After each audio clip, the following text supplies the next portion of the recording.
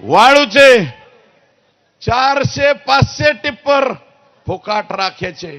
मी माहिती घेतली, राख कस काय उचलित आहेत ते म्हणले डायरेक्ट पिस्तूल घेऊन येते. अधिकारी म्हणतो इथं राख भरू नका, गोली मार भ्यायची.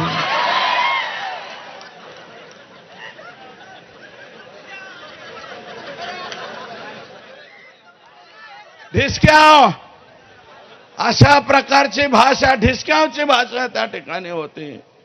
काय करीन 4 लोक काय करतील?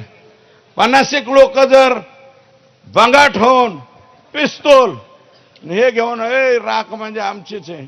1 रुपया थर्मलला न भरता 2002 सालापासून अव्याहतपणे 500 ट्रक फुकट चालल्यात. त्याचं उत्तर काय? मग पंकुताई 14 ते 19 तुम्ही होत्या, तुम्ही का बंद केल्या नाही? त्याचं कारण आहे की हे धनुभाऊंचं घर वर आहे, पंकुताईंचं घर खाली आहे. खाली हे सकाळी चहाला असतात आणि दुपारच्या नाश्त्याला वर असतात. आणि धनुभाऊ पंकुताई धनुभाईंनी तुमचं सगळंच काढून घेतलेलं तुम्हाला मिळच नाही लागून. सगळे झंटा फंटा ॲटम उधर है. आणि हा सगळा झंटा फंटा ॲटम कोण सांभाळित होता? आका.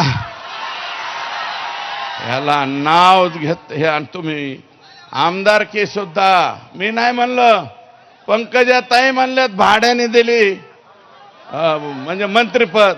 मी तर आत्ता म्हणतोय, त्या स्वतः म्हणल्यात भगवान भक्तिगडावर स्वतः म्हणल्यात भाड्याने दिलंय म्हणले मंत्रिपद.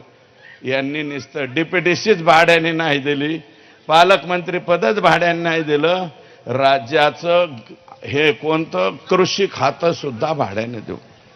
मग आता चुकीच्या माणसाच्या हातात भाड्याने दिल्यावर होय आपला ऊस तोडीशी संबंध आहे. ते याचं काय घ्यायचं म्हणतात, ऊस तोडायचं हार्वेस्टर. त्या हार्वेस्टरला 4 लाखाची सबसिडी केंद्र सरकार आणि राज्य सरकारची, 40 लाखाची 4,000 चालव. आयला आजकाल आमचं बी कवा बाबा सटाकलेवणीच होत. त्यातल्या त्यात दादा असल्यामुळे थोडं प्रेशर आलं. मी आजपर्यंत कोणाचंच प्रेशर नाही ठेवलं, पण उलिसक प्रेशर येत.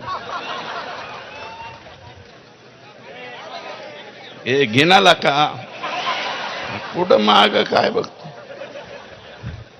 माझं म्हणणं आहे 40 लाखापैकी 9 लाख वाल्मिकी